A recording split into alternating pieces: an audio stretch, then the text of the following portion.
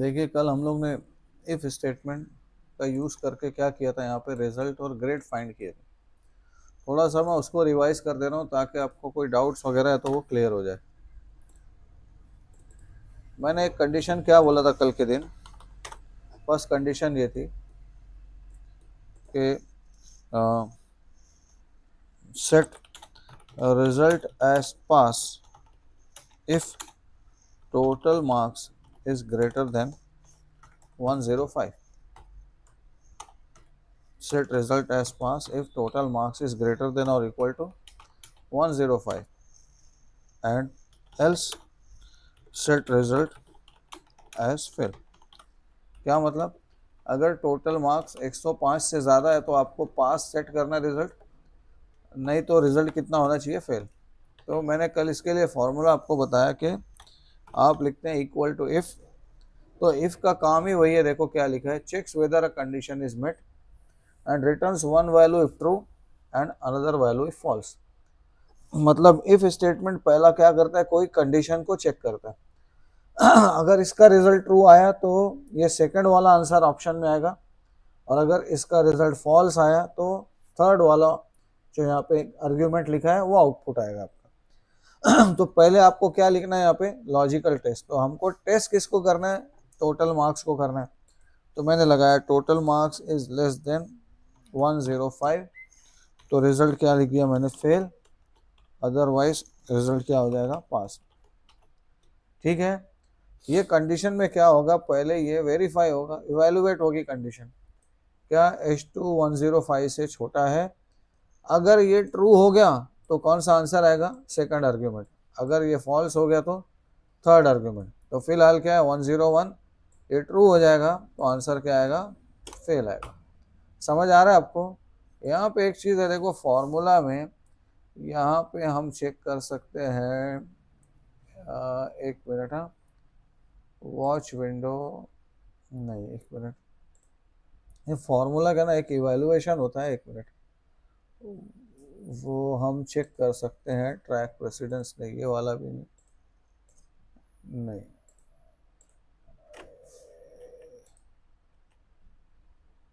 Evaluate formula ये। देखिए ज़रा अभी इवैल्यूएट फार्मूला, तो फार्मूला क्या लगाया आपने, H2 लेस देन 105 फेल और पास। ठीक है, अब आपने क्या किया, इवैल्यूएट लिंक पे क्लिक किया, तो पहले क्या हुआ, H2 की जगह प्लेस क्या हुआ, 101 बराबर है। क्या चेक करें, क्या 101 लेस देन 105 है।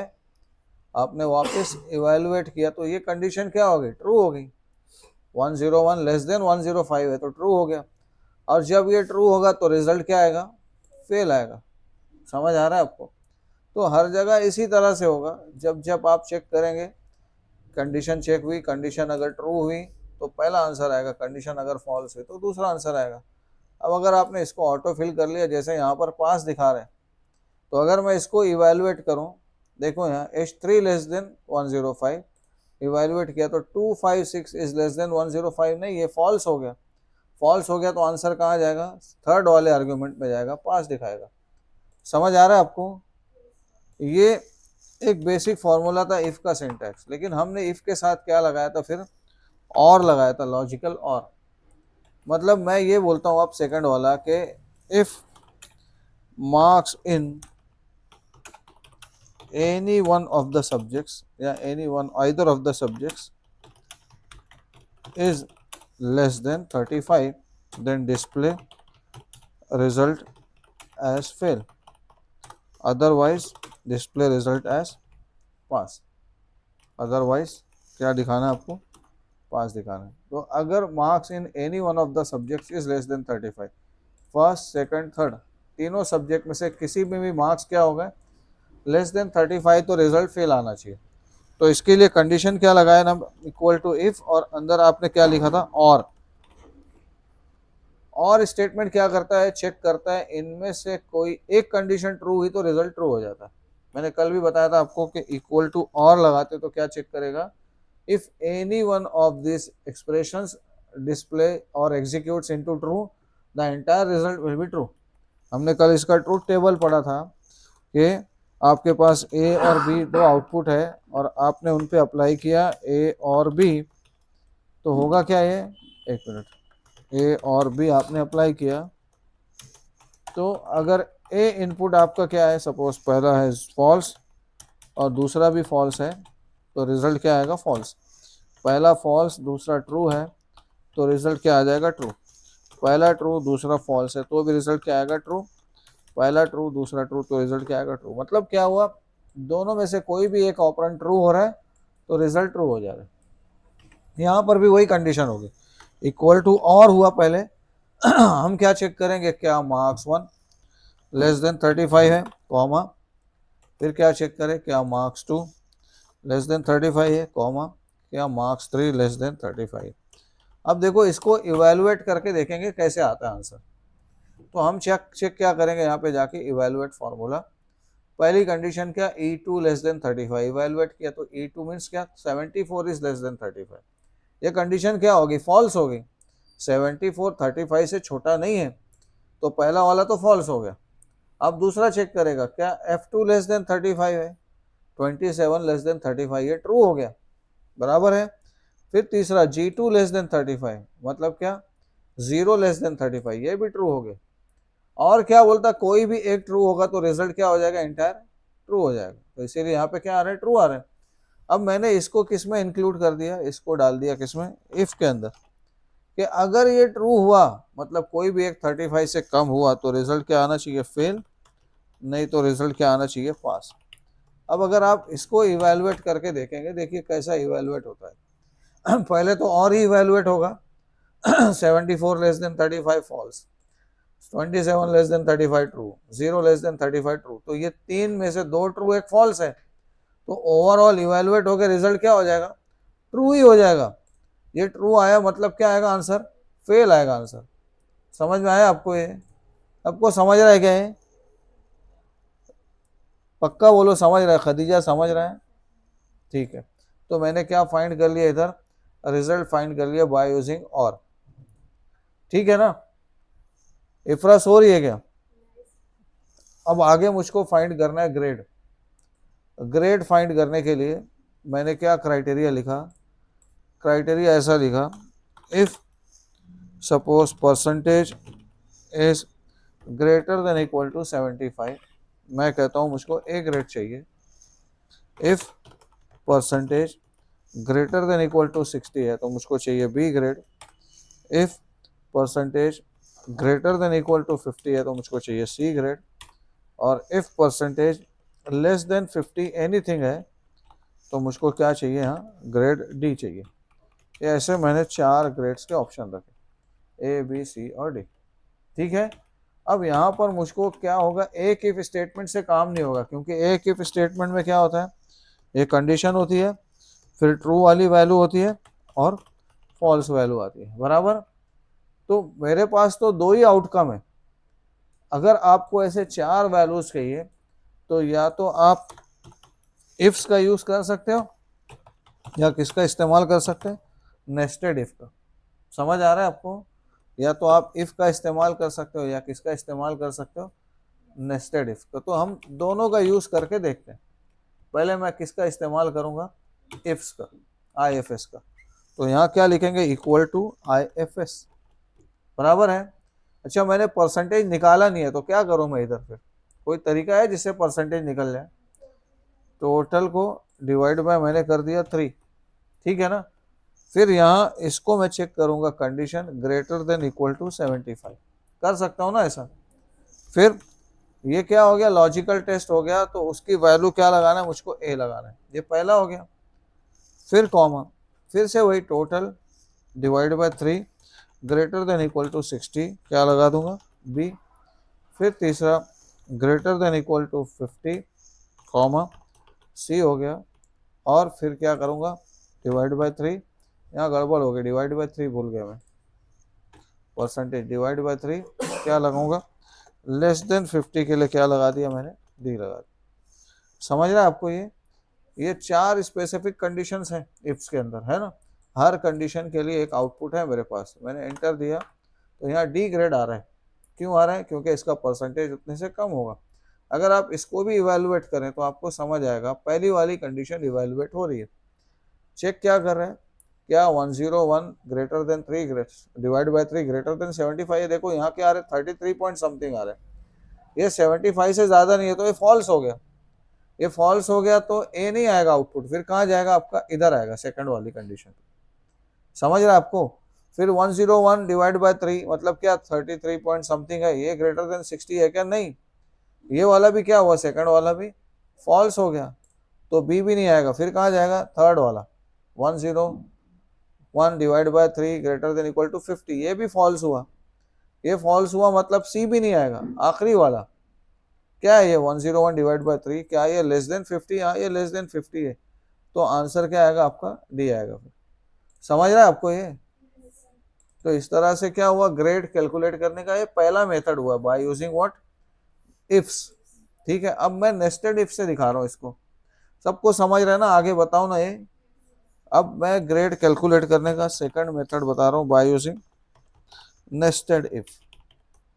ठीक है, कहीं कहीं ऐसा होता है ना आईएफएस से आपका प्रॉब्लम नहीं सॉल्व होता है, समझ आ रहा है, तो उस जगह आपको नेस्टेड इफ्स का यूज करना होता है, ध्यान रहेगा, अच्छी तरह समझ लो आप। तो मैं इक्वल टू क्या लिखा, इफ पहली कंडीशन क्या हो गई, टोटल मार्क्स। हाँ देखो जब, देखो कभी आपको पता हो स्पेसिफिक, हाँ देखो अगर आपको स्पेसिफिकली पता हो, क्या पता हो कि आपके पास यही 4 कंडीशंस है, ठीक है, तो आपको डेफिनेट पता है 4 कंडीशंस है, तो आप लगा सकते हो किसका, आईएफएस का इस्तेमाल कर सकते हो। ठीक है, लेकिन आपको 3 कंडीशंस पता है, क्या 3 कंडीशन पता है कि यार चलो ठीक है, मेरा परसेंटेज अगर सपोज ग्रेटर देन 75 है तो मैं ए दिखाना है मेरे को। दूसरा percentage suppose greater than equal to 60 है तो मेरे को बी बताना है, 2 हो गया। और एक तीसरा condition percentage greater than equal to 50 है तो सी दिखाना है। लेकिन अब मेरे पास जो ना चौथे का ऑप्शन ऐसे डिफाइंड नहीं किया कि लेस देन 50 का डी है, या लेस देन 35 का ई है, या लेस देन 20 का एफ है, ऐसा कुछ ना कुछ और ग्रेड्स है नीचे। मतलब if you don't know any other values beyond this, अगर आपके पास स्पेसिफिक 4-5 और ऑप्शंस नहीं है, मतलब ये इनडेफिनाइट है आपके पास, आगे की कंडीशंस आपको नहीं पता है कि कितने हो सकते हैं। So all other than this, A B C को छोड़ के जितने भी हैं उन सब पे कौन सा लग जाएगा, नेस्टेड का लास्ट वाला जो एल्स है वो लग जाएगा। लेकिन अगर आपके पास 4 ही आउटकम आने वाले, आपको पता है डेफिनेट के you have only this 4 options, means what, कि आप लेस देन 50 पे डी लगाने वाले हो, आपको ये चारों डेफिनेट कंडीशंस पता है, तो उस वक्त आप किसका यूज करोगे, आईएफएस का। बट आपको 3 पता है, लेकिन आगे मतलब लेस देन 60 50 पे क्या, लेस देन 35 पे क्या, लेस देन 20, आपको और कितने वैल्यूज है पीछे नहीं पता है, वो सारी वैल्यूज किस में डाल देंगे आप, एल्स में डाल देंगे। अभी 1-2 कंडीशंस और आगे आएगी, आपको और क्लियर हो जाएगा उसमें। तो अगर आप इधर का स्पेसिफिक नहीं जानते हो तो आप क्या यूज करो, नेस्टेड इफ का यूज करो। देखो यहाँ पर हम उसको सॉल्व करके देखेंगे, और आपको आगे एक एग्जांपल और है उसमें भी वो कवर हो जाएगा, फिक्र मत करो, वो मेरे ख्याल से किस में हो जाएगा, वो कि एम्प्लॉय वाले में, वहाँ पे आपको अच्छे से क्लियर हो जाएगा। अब जैसे मेरे पास क्या हुआ, ग्रेड कैलकुलेट करने का दूसरा तरीका, तो मैंने क्या किया, if total divide by 3 is greater than equal to 75, हमने क्या लगाया, ए लगा दिया। ये तो पहला वाला है, क्लियर है हमको ही। लेकिन अगर ये कंडीशन फॉल्स हुई, मतलब क्या, इसका रिजल्ट 75 से, यहाँ पे टोटल चाहिए था ना, सॉरी, अगर इसका रिजल्ट 75 से ज़्यादा नहीं आया, नहीं आया, तो फिर ये किस में जा रहा है, फॉल्स में जा रहा है। तो आप यहाँ वापस एक कंडीशन लगाओ, फिर क्या कंडीशन लगाओ, ठीक है, आप चेक करो क्या total divide by 3 greater than equal to 60 आ रहा है क्या। अगर ये ग्रेटर देन 60 आ रहा है तो भी, लेकिन ये भी फॉल्स हो सकता है, तो फिर इसके अंदर फिर एक इफ ऐड करेंगे आप, मतलब इफ के अंदर दूसरा, दूसरे के अंदर तीसरा एरोड है, लेकिन किस में जा रहा है, एल्स के ब्लॉक में जा रहा है। फिर आपने चेक किया क्या total greater than equal to 50 आ रहा है, तो आप क्या लगा दीजिए, सी। ठीक है, यहाँ पे आपने डिवाइड बाय 3 भूल गया, चलो डिवाइड बाय 3। अब फाइनली अगर आपको, ठीक है, ए बी सी तो आपको श्योर है, लेकिन बाकी का क्या हो सकता है, 1 मिनट, सॉरी, यहाँ पे ना मेरे से गलती हो गई, फॉर्मूला रिप्लेस हो गया। Equal to if total divide by 3 greater than equal to 75, A वापस आ गया if total marks divide by 3 greater than equal to 60 comma B, फिर लास्ट में if total divide by 3 greater than equal to 50, क्या कर दिया आपने C. अब ऑल अदर देन दिस, इन 3 कंडीशंस के अलावा जो भी कंडीशन आई आप सबके लिए क्या लगा दो, आखिरी में डी ग्रेड अप्लाई कर दो। अब इसको इवेलुएट कैसे करेंगे मैं आपको देखो फॉर्मूला करके दिखा रहा हूँ यहाँ पे कुछ, एक मिनट, यहाँ ए हो गया, ये हो गया बी, ये हो गया सी, ठीक है, एंटर देते हैं। अब जरा सा यहाँ मैं फॉर्मूला आपको फॉर्मूला बार में अलग करके दिखा रहा हूँ, थोड़ा ध्यान से देखिए। यहाँ तक देखिए, पहला क्या है, ये इफ स्टेटमेंट है और ये उसका एल्स वाला ब्लॉक है इतना, मतलब अगर ये कंडीशन ट्रू हो गई तो ए आंसर आ जाएगा, लेकिन ये फॉल्स हुआ तो फिर ये पूरा अब कंसिडर होगा, ये वाला ये एल्स में लिखा हुआ है, ठीक है। अब इसके एल्स में मतलब फॉल्स कंडीशन पे फिर क्या हुआ, फिर एक कंडीशन चेक हुई कि ठीक है यार चलो 75 से ज्यादा नहीं तो क्या 60 से ज्यादा है, क्या 60 से ज्यादा है तो ये भी इवेलुएट होगा, लेकिन इसका फिर एल्स में वापस एक इफ लगा हुआ है। इस इफ के अंदर फिर क्या हुआ कि आपने चेक किया क्या ये ग्रेटर देन 50 है क्या, अगर ये इवेलुएट हो गया तो सी, फाइनली आंसर क्या आएगा डी। अगर आप इसका इवेलुएशन देखेंगे तो और अच्छा समझ में आ जाएगा आपको, थोड़ा ध्यान से देखिए। इवेलुएट में पहले चेक क्या कर रहे हैं, टोटल ग्रेटर देन 3 से डिवाइड बाय 3 ग्रेटर देन 75 का, देखो ये फॉल्स हुआ, ये फॉल्स होगा, यहाँ देखो फॉल्स हुआ तो ए नहीं आंसर आएगा, किस पे आ गया, देखो ये H2 ये अंडरलाइन हो गया, मतलब एल्स में चला गया, वो एल्स में आया तो अब ये वाला इवेलुएट हो रहा है 103 divide by 3 greater than equal to 60 आ रहा है, ये भी फॉल्स हुआ, ये फॉल्स हुआ तो बी नहीं आएगा, फिर अंदर वाले इफ पे चला जाएगा, फिर इवेलुएट हुआ डिवाइड बाय 3 तो क्या आ रहा है 33.667 ग्रेटर, ये वाला भी फॉल्स हुआ, ठीक है। अब देखो ये सारे फॉल्स हो गए ना, दिख रहा है कि नहीं, तो अब फाइनली आपके पास कोई और कंडीशन नहीं अवेलेबल है, तो आखिरी में फाइनली किधर जाने वाले वो, उसमें डेफिनेट अवेलेबल था। देखो यहाँ पे क्या बता रहा है, एल्स में आपको पता नहीं आगे क्या आने वाला है, समझ आ रहा है, तो ए ऑल अदर कंडीशन, मतलब इन तीनों के अलावा कुछ भी हो अगर तो कहाँ जाएगा वो फाइनली, देखो ना ये वाला भी नहीं हुआ, ये वाला भी नहीं हुआ, तो लास्ट में क्या है any how D will evaluate, ये भी नहीं हुआ, ये भी नहीं हुआ, फाइनली क्या होगा डी इवेलुएट होगा, आंसर क्या आएगा आपका वो। इसमें आपको एग्जैक्ट पता था कौन सी कंडीशन रन हो रही, और लास्ट में क्या 3 के बाद चौथे वाला इन्फिनिट आपको नहीं पता था क्या आ रहा है, तो आखिरी में जब कुछ नहीं पता हो तो फाइनली क्या एग्जीक्यूट होगा, एल्स वाला एग्जीक्यूट होगा, लास्ट में जो लिखा हमने डी। अभी एक दो एग्जांपल्स उसके और आगे आएंगे, आपको कवर हो जाएगा वो, मैं आपको दिखा देता हूँ, ये एम्प्लॉयज वाले में आपको वहाँ क्लियर समझ में आएगा। सपोज मैं यहाँ बोनस कैलकुलेट करने के लिए कंडीशन लगा, देखो हाँ कंडीशन क्या कर रहे थे, कल के दिन भी बताया था मैं आपको बोनस के लिए कंडीशंस, मैंने ये कंडीशन बोला कि अगर रेटिंग ग्रेटर देन और इक्वल टू 5 है या इक्वल टू 5, सपोज किसी की रेटिंग इक्वल टू 5 है और experience greater than equal to 10 है, तो मैं क्या बोलता हूँ उसको बोनस दे दो 15% का या 20% का बोनस, ठीक है। फिर फॉर एग्जांपल किसी की रेटिंग अगर इक्वल टू 4 है और एक्सपीरियंस सपोज है उसका greater than equal to 8 years, तो हम उसको दे देते हैं सपोज 15% का बोनस। फिर अगर किसी की रेटिंग कितनी है 3 है और एक्सपीरियंस समझ लो है greater than equal to 5 years, ठीक है, ग्रेटर देन इक्वल टू कितना 5 ईयर्स, तो मैं उसको दे देता हूँ 10% का बोनस। और एक कर दिए किसी की रेटिंग सपोज इक्वल टू 2 है और experience greater than equal to 3 years है, तो हम उसको देते हैं 5%, और इन सब के अलावा जो भी आ रहे हैं सबको क्या कर देता हूँ मैं 2% बोनस, या 0 लगा दें या 2%। चलो अब थोड़ा समझिए ज़रा, यहाँ पे आपका एल्स वाला बहुत डेफिनेट काम करेगा और इफ्स नहीं काम करेगा, क्यों आप समझिए ज़रा सा। देखो ये एक शख्स है जिसकी रेटिंग 5 है और एक्सपीरियंस 12 ईयर्स है, रेटिंग 5 है और एक्सपीरियंस कितना है 12 ईयर्स है, तो उसको कितना परसेंट बोनस मिल जाएगा 20% मिल जाएगा। दूसरा वाला देखो, अभी रेटिंग 4 है, ठीक है, और एक्सपीरियंस समझ लो 9 ईयर्स है, तो इसको भी क्या मिल जाएगा 15% बोनस मिल जाएगा। मैं अभी सब आइडियल कंडीशंस लेके चल रहा हूँ। फिर एक बंदे की रेटिंग 3 आ गई, एक्सपीरियंस सपोज 7 ईयर्स का है, उसको 10% बोनस मिल जाएगा। रेटिंग 2 है, एक्सपीरियंस सपोज 4 ईयर्स का है, और यहाँ क्या मिल जाएगा, 5% मिल जाएगा। अब यहाँ कब आएगा, यहाँ हर उस केस में आ सकता है जो ऊपर नहीं आ रहा है एल्स में।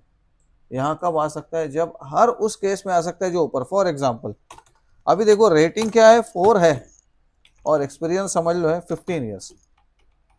रेटिंग 4 है और एक्सपीरियंस 15, तो ये वाले में आ जाएगा, वो आ जाएगा ना, सही बोल रहा हूँ कि नहीं। रेटिंग 4 है और एक्सपीरियंस, समझ रहे कि नहीं। चलो ये इसको मिल जाएगा 15%। लेकिन मैं अगर यही लगाया, समझ लो रेटिंग 3 और एक्सपीरियंस 15 ईयर्स है, तो किस में आ जाएगा, इसमें आ जाएगा। अब अगर रेटिंग 2 है, एक्सपीरियंस 15 है, इसमें ही आ जाएगा वो, सही है कि नहीं। अब अगर रेटिंग 2 है और एक्सपीरियंस आ गया 2 ईयर्स का, किस में आएगा, इसके लिए तो स्पेसिफिक दिया नहीं ना हमने कंडीशन, तो किस में चला जाएगा, एल्स में।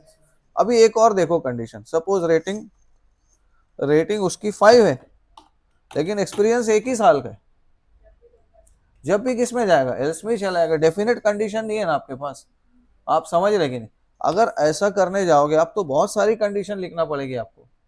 अगर आपके पास 3-4 डेफिनेट कंडीशन है और आगे की आपके पास अननोन है, कितनी भी हो सकती है ना, कुछ भी हो सकता है ना। अगर किसी बंदे की रेटिंग समझ लो 5 है और एक्सपीरियंस 2 साल का है, किसी बंदे की रेटिंग 4 है, एक्सपीरियंस 1 साल का है, किसी बंदे की रेटिंग 3 है, एक्सपीरियंस 2 साल का है, ऐसे बहुत सारे हो सकते हैं ना। तो इन सबको आप किस में डाल सकते हो, एल्स में डाल सकते हो। ठीक है, इसका सोल्यूशन आईएफएस से नहीं हो सकता, इसका सोल्यूशन आपको नेस्टेड इफ से ही करना पड़ेगा। हम देखो दोनों से ट्राई करके देखते हैं, आईएफएस से भी और नेस्टेड से भी, आपको इवेलुएट होके आउटपुट समझ में आ जाएगा। तो मैंने यहाँ लिखा आईएफएस से, ठीक है। अच्छा, दोनों कंडीशन चेक करना है, एक्सपीरियंस भी और रेटिंग भी, तो इसलिए क्या लगाएंगे हम यहाँ, एंड लगाएंगे। दोनों ट्रू होना चाहिए, दोनों ट्रू होना चाहिए। तो मैंने क्या किया, and experience suppose greater than equal to 10 years, comma rating is equal to 5। समझ रहे आपको ये अगर ये है, कितना है, एक्सपीरियंस 10 साल से ज्यादा और साथ में रेटिंग भी कितनी होना चाहिए, 5 होना चाहिए, तो मैं उसको बोनस देता हूँ, सपोज कितना परसेंट, 20%। समझ रहे हैं ना आपको ये, कॉमा फिर दूसरी कंडीशन मैं किससे कर रहा हूँ, आईएफएस से कर रहा हूँ, ध्यान से याद रखिए। फिर लगाया मैंने एंड, फिर लिया मैंने एक्सपीरियंस, यहाँ लगा दिया greater than equal to suppose 8 years, and rating is equal to 4। ठीक है, तो इसको मैंने क्या लगा दिया, सपोज 15%। वापिस थर्ड वाली कंडीशन फिर से क्या लिखेंगे, and experience is greater than equal to 5 and rating, क्या कर दिया मैं, रेटिंग इक्वल टू 3। समझ रहे हैं ना आपको ये। तो मैंने तीसरे को कर दिया सपोज 10%। ठीक है, लास्ट में एक और करते हैं, फिर से ले लिया हमने, and if experience is greater than equal to 3 and rating is equal to suppose 2। ठीक है, तो इसके लिए मैंने कर दिया 5%।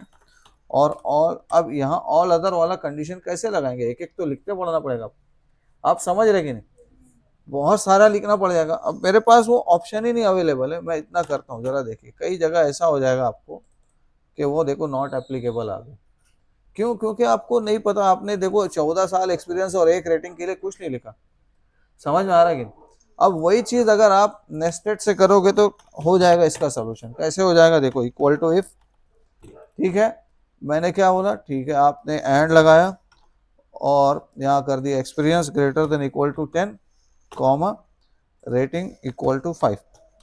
इसके लिए क्या लगाना है आपको, 20%। फिर वापस से मैंने एक इफ लगाया, देखो उसका ये फॉल्स हुआ तो दूसरा इफ शुरू हो गया।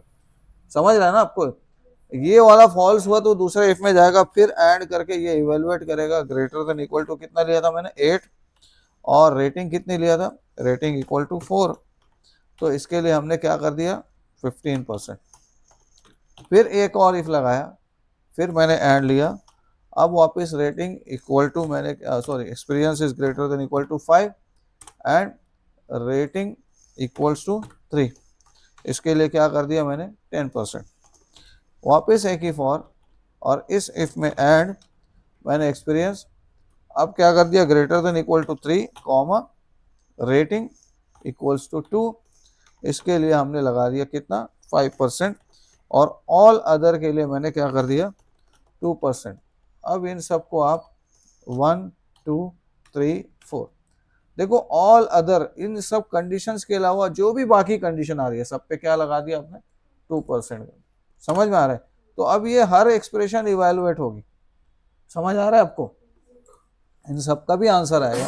देखो 2% कहाँ कहाँ लगा दिया, जहाँ जहाँ नॉट अप्लीकेबल आ रहा था सब जगह क्या हो गया आपका 2% अप्लाई हो गया। समझ में आ रहा है क्या आपको? तो ये फायदा है किसका, नेस्टेड इफ का। और जब आपको डेफिनेट कंडीशन है तो आप किसका इस्तेमाल करोगे, आपको समझ में आ गया हो इस तरह से। समझा है सबको ये? तो हमने दो तरीके के इफ स्टेटमेंट देख लिए, एक नेस्टेड वाला और एक आईएफएस। क्लियर है सबको ये? और कोई प्रॉब्लम है क्या आपको? अब रेवेन्यू जनरेट वाला प्रोग्राम याद है आपको ये, कि मैं इसको बता दूं, डिस्काउंट के लिए अलग अलग कंडीशंस, यहाँ पर भी आप उसका इस्तेमाल कर सकते हैं। किसका, नेस्टेड का। आईएफएस यहाँ नहीं चल पाएगा, उसलिए नहीं चल पाएगा कि बहुत सारे वैल्यूज आ सकते हैं, ठीक है ना। जैसे फॉर एग्जांपल मैं रेवेन्यू जनरेट किया units multiplied by unit price, ये आ गया। अब सपोज आप इसके बेस पे क्या करना चाहते हैं, डिस्काउंट कैलकुलेट करना चाहते, तो मैं कंडीशंस ऐसे लिखता हूँ। सपोज इस if revenue is suppose greater then 1 lakh, 1 lakh से ज़्यादा रेवेन्यू है तो मैं उसको बोलता हूँ डिस्काउंट लगा दो 20%। फिर अगर रेवेन्यू ग्रेटर देन 75,000 है तो हम उसमें लगा देता हूँ 15%। फिर रेवेन्यू ग्रेटर देन सपोज 50,000 है तो मैं उसमें लगा देता हूँ 10%। और रेवेन्यू ग्रेटर देन 25,000 है तो मैंने लगा दिया क्या 5%। ऑल अदर्स आप चाहे तो यहाँ लेस देन 25,000 पे लगा सकते हैं, क्या लगा सकते हैं 2% लगा सकते हैं। समझ आ रहा है? ये आईएफएस से हो जाएगा। समझ रहा है कि नहीं?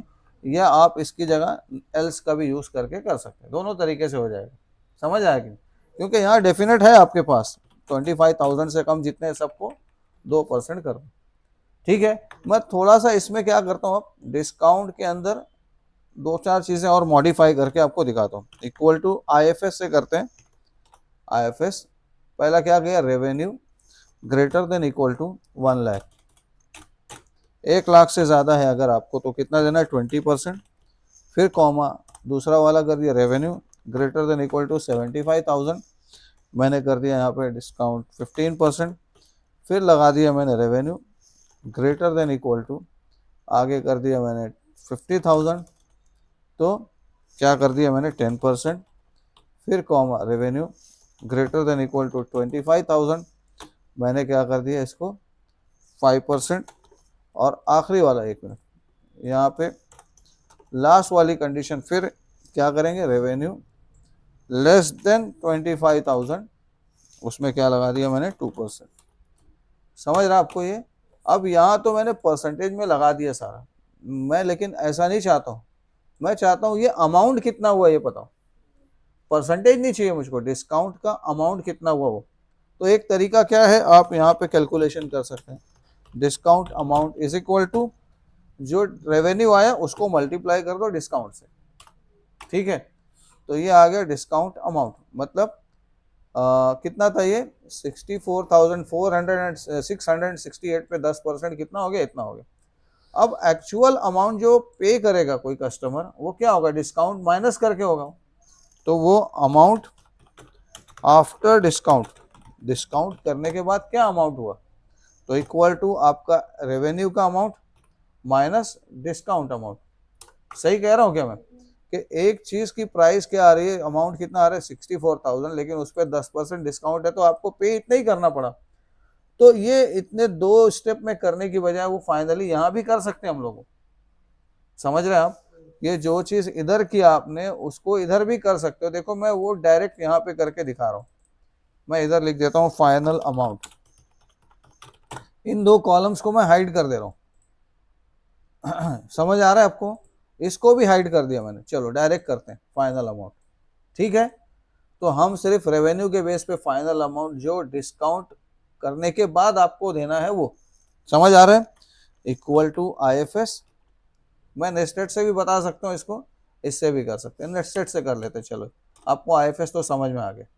तो मैंने इफ में जाके क्या किया, if revenue is greater than equal to 1 lakh, 1 lakh से ज्यादा है तो क्या करेंगे, आपको इसका 10% माइनस कर देना इसमें से, रेवेन्यू में से। तो क्या फॉर्मूला लगाएगा, revenue minus revenue multiplied bye 20%, 20% लगाए। देखो रेवेन्यू में से G2 में क्या आपका रेवेन्यू, उसमें से क्या करो, रेवेन्यू का ही 20% माइनस कर दो। फिर आगे इफ, फिर से क्या कंडीशन हो जाएगी, ग्रेटर देन इक्वल टू 75,000, क्या करेंगे, revenue minus revenue multiplied bye 15%। फिर से इफ आएगा, फिर से लिखिए ग्रेटर देन इक्वल टू 50,000, 50,000 के बाद फिर से वही revenue minus revenue multiplied by 10%। ऑफिस इफ आखिरी में एक और चेक करेंगे, revenue greater than equal to 25,000, तो क्या हो जाएगा, रेवेन्यू माइनस रेवेन्यू इंटू 5%, और ऑल अदर क्या लग जाएगा, 2%। किसका 2%, रेवेन्यू का। तो फिर से revenue minus revenue multiplied bye 2%। आपको समझ आ रहा है क्या। अब देखो ये मैंने कितने ब्रैकेट्स ओपन किए, सबको क्लोज कर लेता हूँ, ये हो गया क्लोज। इसको जरा इवेलुएट करके देखेंगे, आपका आंसर इधर वही आ रहा था क्या, देखो तो यही आ रहा था आफ्टर डिस्काउंट, ये भी वही आया, समझ रहे हैं ना आपको। अब इसको इवेलुएट करके देखते हैं क्या आ रहा है आंसर, कैसे हो रहा है वो। मैं इसको वापस से हाइड करता हूँ, हम इसको इवेलुएट करते हैं। तो मैं चला गया फॉर्मूला स्टेप में और इवेलुएट फॉर्मूला, ठीक है। आपको G2 को चेक करना है कितना आ रहा है, तो इवेलुएट किया, ये कंडीशन फॉल्स हो गई ना, तो कहाँ जाएगा, इसको छोड़ के अगले इफ पे चला जाएगा। देखो ये कहाँ आ गया, ये वाला देखो अंडरलाइन क्या दिखा रहा है, ये वाला G2 सही है। तो क्या ये 75,000 से ज्यादा है, नहीं, ये भी फॉल्स हो गया। तो किस पे आ गया, ये थर्ड वाले इफ पे आ गया, एल्स में चला जाएगा। इसका एल्स बोले तो अगला इफ। अब क्या हो गया, ये G2 चेक करेगा, कितना चेक करेगा, ये देखो ये सारी कंडीशन अप्लीकेबल नहीं है ना, ग्रेटर देन 50,000 वाला भी अप्लीकेबल नहीं है। अब ये वाला आया, समझ रहा है कि नहीं, ये ट्रू हो गया। देखो समझ रहा है कि नहीं आपको, कौन सी कंडीशन, 25,000 से ज्यादा वाला ट्रू हो गया। ट्रू हो गया तो क्या आएगा आंसर, सॉरी 50,000 से ज्यादा वाला ट्रू हो गया तो क्या आंसर आएगा, 10% अप्लाई करेगा। ये 10% देखो, ये फाइनल अंडरलाइन किया, मतलब 10% वाला अप्लाई हो रहा है उसके ऊपर। ये 10% अप्लाई किया, उसमें से माइनस किया, देखो ये इवेलुएट हुआ, ठीक है। अब बाकी सारी कंडीशन क्या होगी, फॉल्स हो जाएगी। समझ आ रहा है कि नहीं, आपका फाइनल आउटपुट क्या आ रहा है, 58,201 पॉइंट समथिंग। बाकी सारी कंडीशन नॉट अप्लीकेबल है, सिर्फ एक ही कंडीशन आपकी अप्लीकेबल है वहाँ पे। समझ आ रहा है कि नहीं, जैसे अभी इधर आइए आप, ये लास्ट वाला, इसको एवेलुएट करेंगे, एक एक स्टेप आप सिर्फ यहाँ अंडरलाइन पे फोकस कर लीजिए, आपको सारे कैलकुलेशन समझ में आ जाएंगे क्या क्या कर रहा है वो। तो ऑब्वियसली ये सारी कंडीशन फॉल्स होगी, लास्ट में जाएगा 2% पे, सही है ना, 2% पे आने वाले। देखो सारे not applicable, not applicable, not, मतलब कोई भी एक वैल्यूएट नहीं हो रही है। फाइनली क्या हो रहा है, 9,200 माइनस 9,200 इंटू 2%, तो 9,200 का 2% इसमें से माइनस होके आपका फाइनल आउटपुट आएगा 9,016 रुपये। समझ रहा है आपको, इस तरह से ये नेस्टेड इफ हुआ, समझे कि नहीं। इसको आप IFS से भी कर सकते हो, नेस्टेड इफ से भी कर सकते हो, लेकिन यहाँ वाला जो कंडीशन है ये हर हाल में आपको नेस्टेड से ही करना पड़ेगा, क्योंकि बहुत सारे इंडेफिनिट कंडीशंस आ गए यहाँ पे। ये क्लियर हुआ कि आपको, ये समझा आपको, ये किसी कोई प्रॉब्लम है इसमें, कल का ये सारा क्लियर हो गया और डाउट्स नहीं है ना अभी इसमें। देखो लॉजिकल स्टेटमेंट एक बात समझ लीजिए, ये डेटा एनालिसिस में बहुत इंपॉर्टेंट है इन स्टेटमेंट्स का।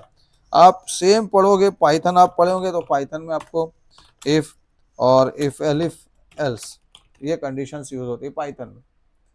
पाइथन में इफ एलिफ एल्स यूज होता है। इसी तरह जब हम पावर बीआई में जाएंगे तो पावर बीआई में एम क्यूरी के अंदर भी ये कंडीशंस यूज होती है, और डैक्स डाटा एनालिसिस एक्सप्रेशन में भी इफ एल्स का यूज होता है। तो जो सिंटैक्स हमने ये पढ़ा है ना अभी इफ एल्स का, वो सारे हर लैंग्वेजेस में एप्लीकेबल है। आप पाइथन से कोड करेंगे तो भी यूज होगा, आप एक्सेल में करोगे तो भी यूज होगा, पावर बीआई में करेंगे तो भी यूज होगा, इवन आप एसक्यूएल का यूज करेंगे तो भी यूज होगा। हर जगह ये लॉजिकल एक्सप्रेशंस आपको समझना या यूज करना पड़ेगा। समझ आ रहा है आपको ये? ठीक। आज इतना रखेंगे इंशाल्लाह। आप एक बार और देख लो, फिर कल से हम आगे